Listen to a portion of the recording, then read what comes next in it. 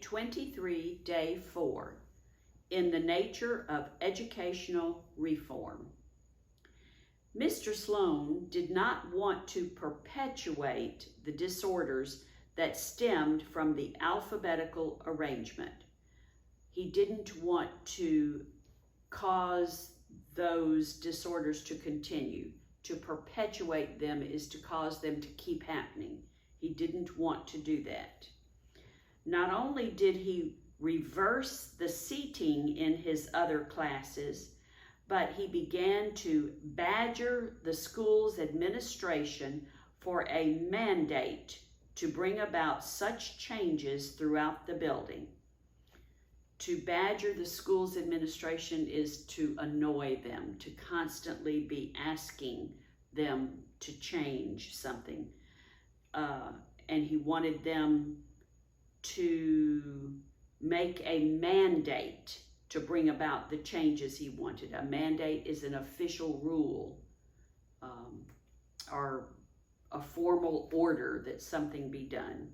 So he wanted them to establish a rule that says you can't seat the students from A to Z. You've got to seat them some other way, like Z to A, or mix them up. He called it a compensatory factor to neutralize the catastrophic effects of the traditional policy. Okay, we need to break that down. He called it a compensatory factor.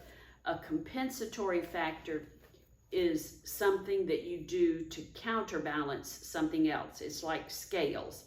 If this side gets too heavy, you put something on this side to counterbalance it, to even it out.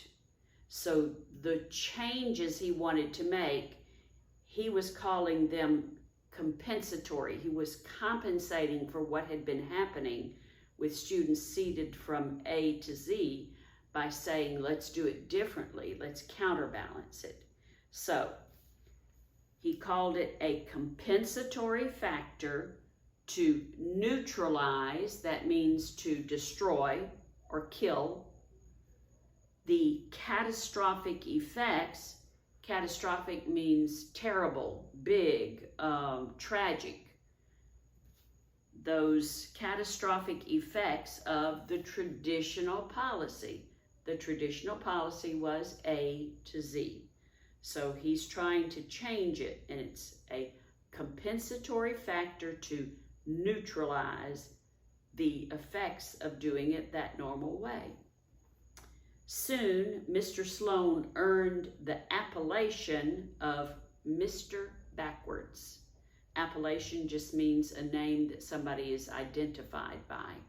In this case, he became known as Mr. Backwards. Instead of A to Z, he said, seat them Z to A.